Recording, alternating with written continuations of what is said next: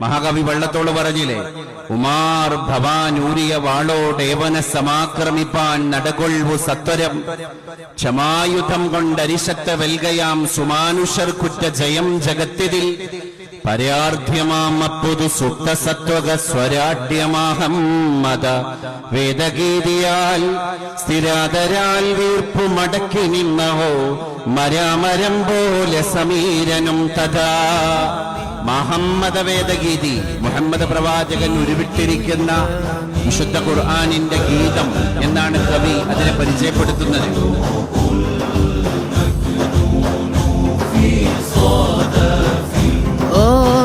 من